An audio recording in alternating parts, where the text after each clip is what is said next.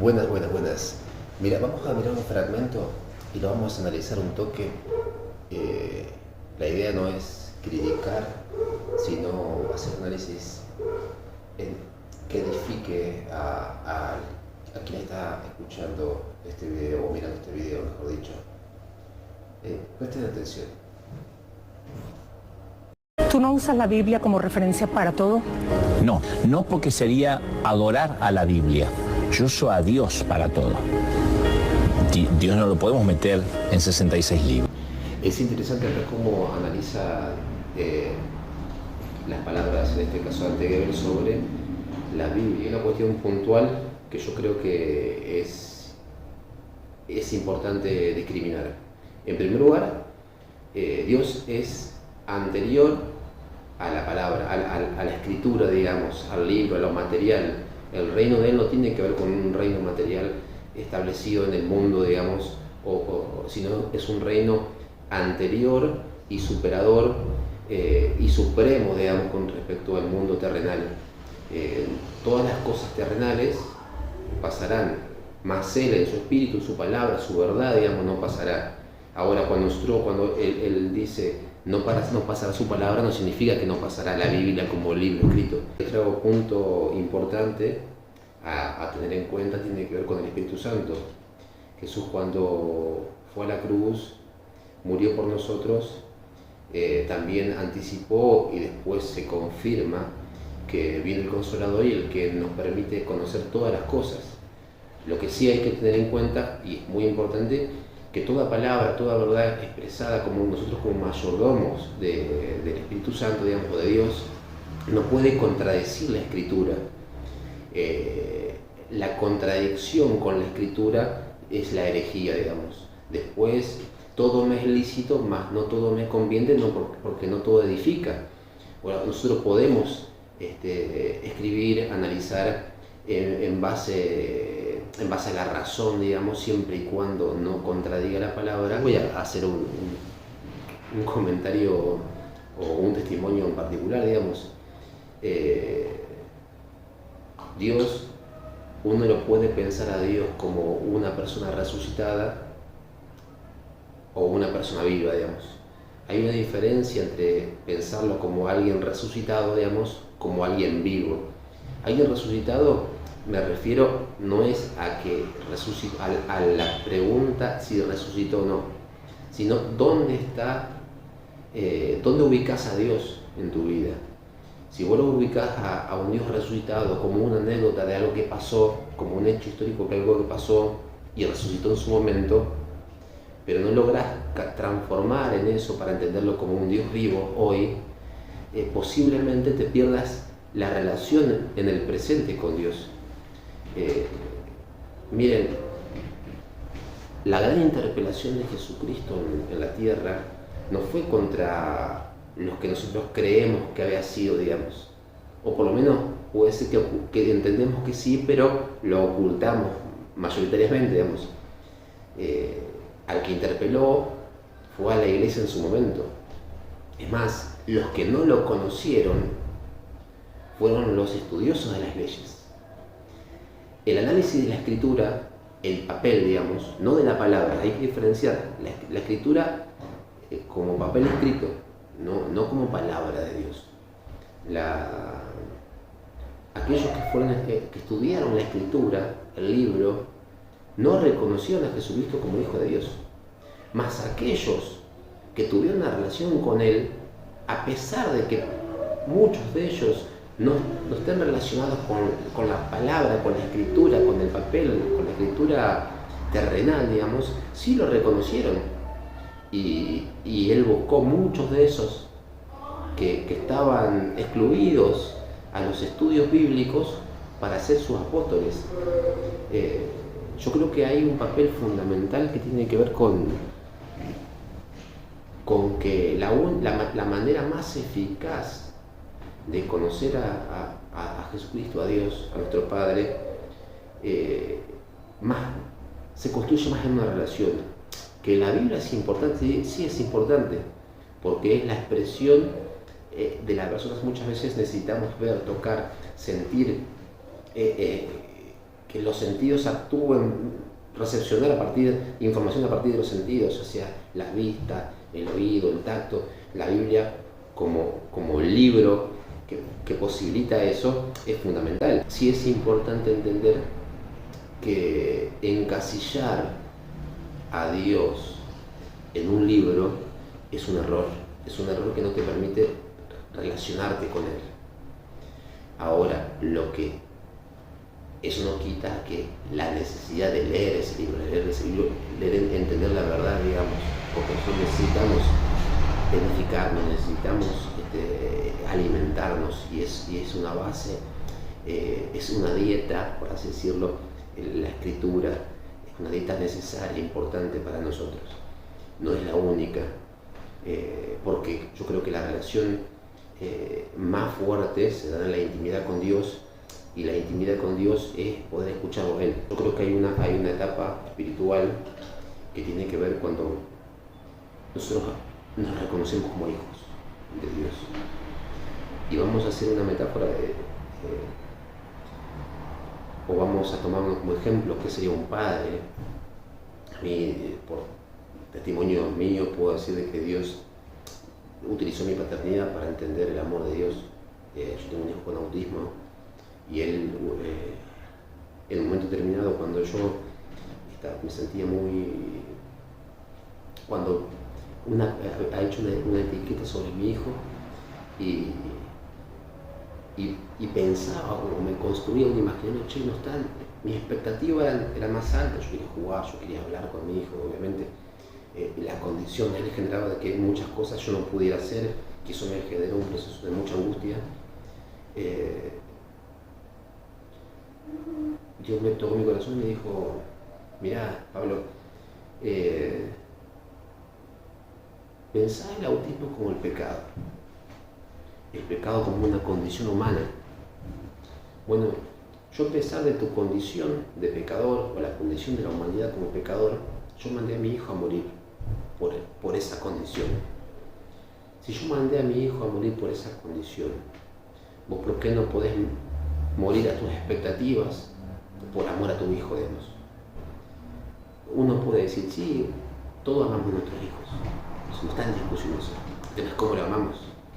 El tema es si la condición de ese hijo te puede generar una angustia determinada, digamos, cuando tu expectativa es una mochila en tu hijo.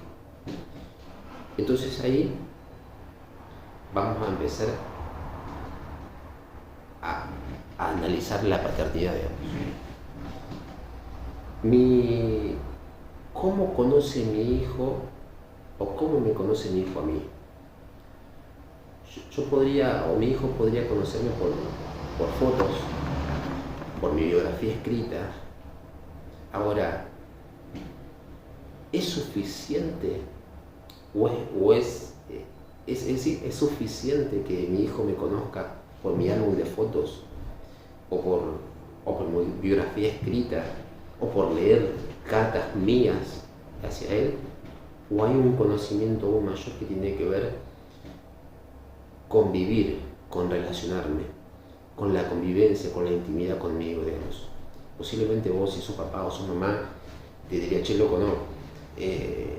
Lo más fuerte de la relación padre-hijo se da en ese vínculo construido, digamos, que tenemos con nuestros hijos, ese amor que se experimenta en la cotidianeidad del día, digamos, en las pequeñas cosas.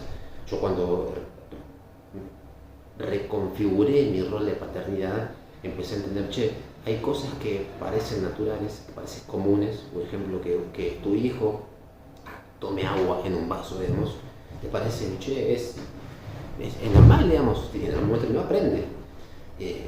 Para mí, cuando mi hijo tomó, la primera vez que tomó algo en un vaso, fue un milagro. Fue un milagro, fue algo, Dios manifestándose a través de mi hijo, porque logró llegar logró hacer un objetivo, logró hacer algo que no hacía. Cuando mi hijo dijo una primera palabra, o una segunda palabra, o una tercera palabra, cuando mi hijo agrega palabras, para mí es un milagro, para mí es Dios manifestándose a través de mi hijo. Seguramente vos, cuando hablas con tu hijo, pasa que tenés naturalizado todo eso, que es sobrenatural, digamos, todo eso que es Dios manifestándose en la vida de los demás, que está acá, que está presente, que está vivo, digamos, Él, nosotros lo naturalizamos, no glorificamos a Dios por las pequeñas cosas, digamos. Vuelvo a repetir, tu relación con Dios puede basarse, y no está mal, digamos, el tema es si lo único, puede basarse en leer este hermoso libro, digamos. El tema es que no sea lo único, que no te pierdas otro, digamos. Yo no respondo todas las cosas a través de la Biblia. Hay un porcentaje grande de las cosas que las respondo a la intimidad con el Padre. Hay un importante porcentaje de las cosas en el cual soy dependiente a Él, pero no lo busco exclusivamente.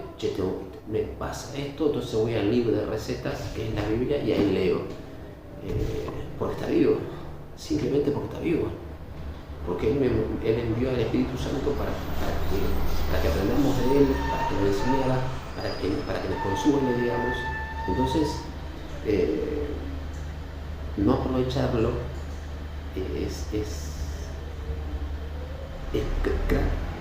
es algo absurdo, digamos.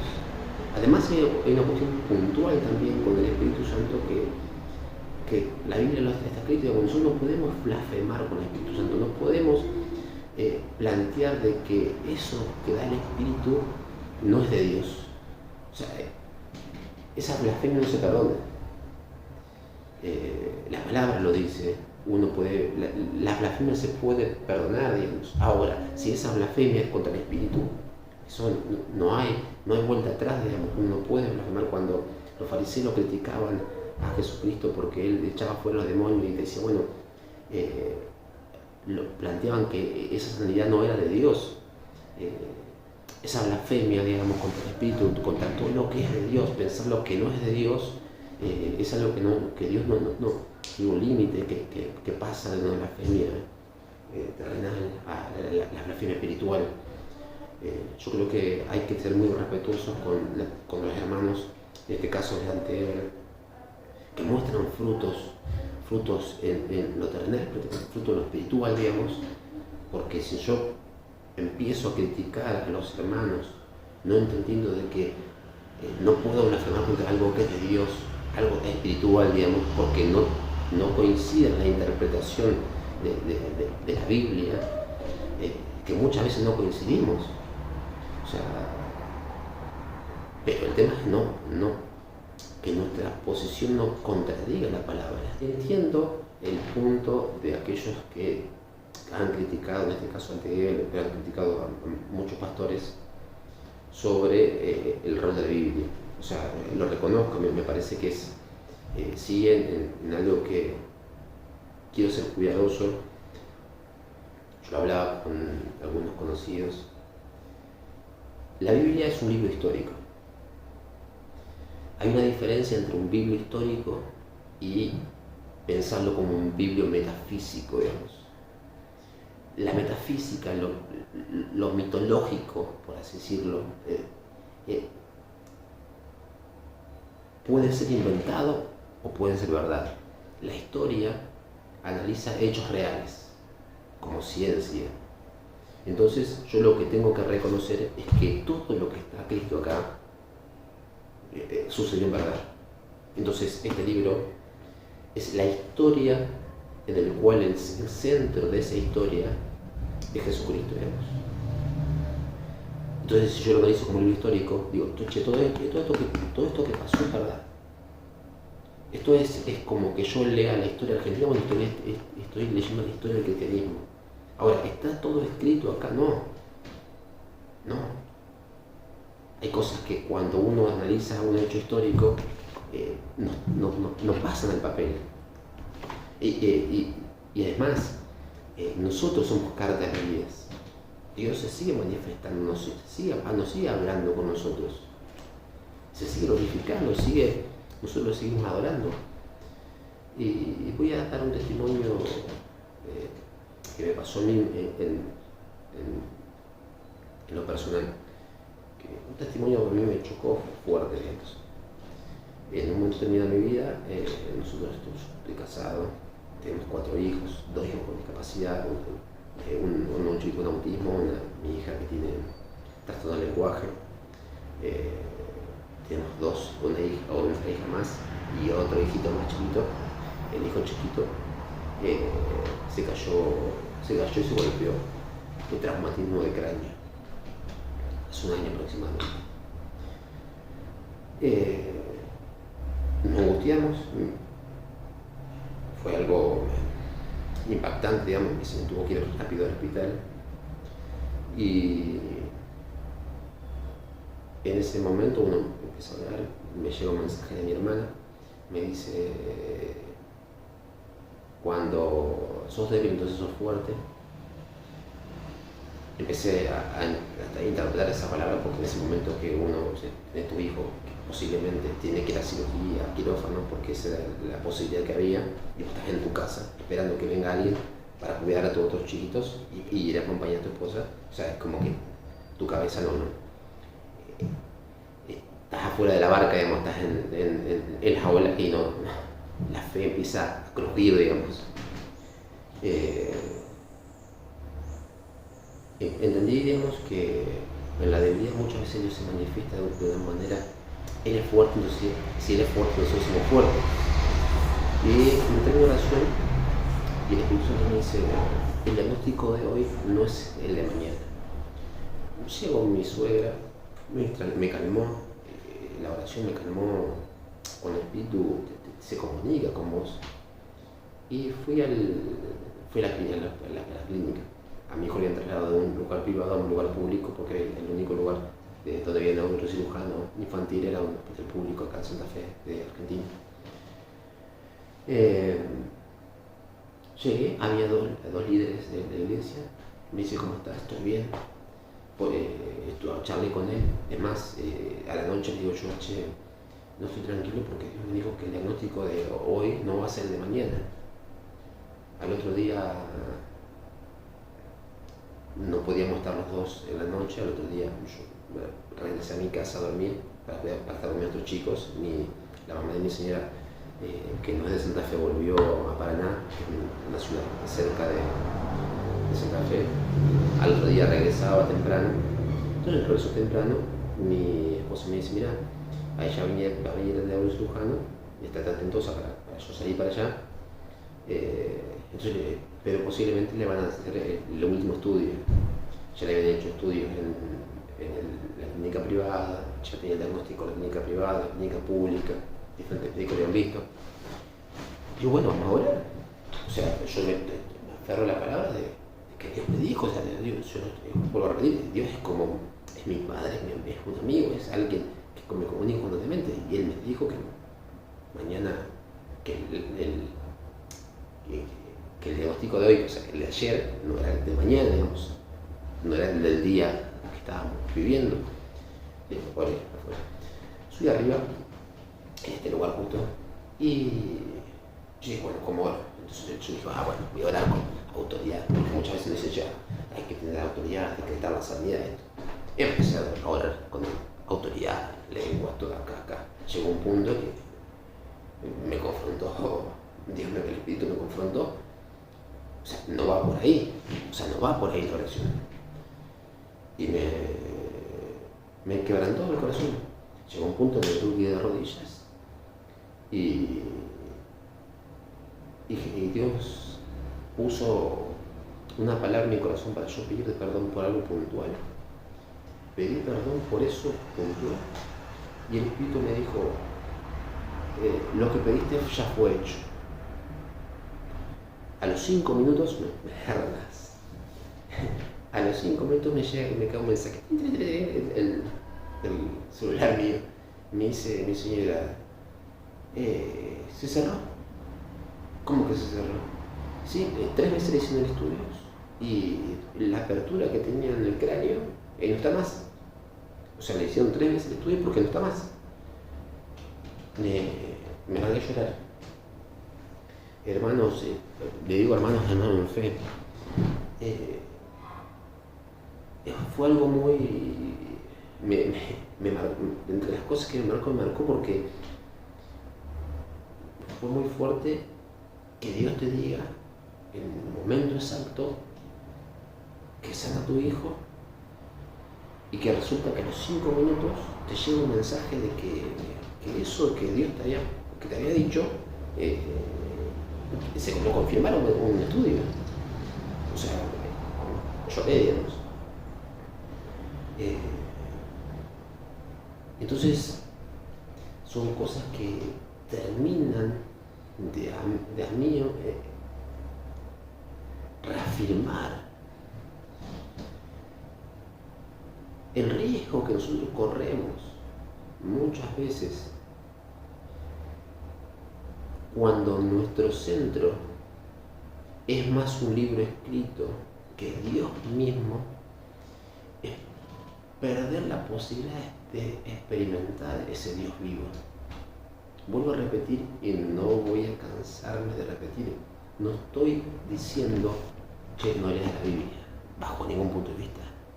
Lo que estoy diciendo es que esto no sea tu Dios.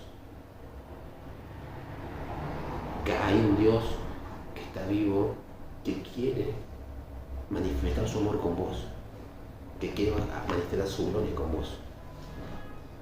Que no lo encierres, no lo etiquetes, como no lo etiquetas a tu prójimo.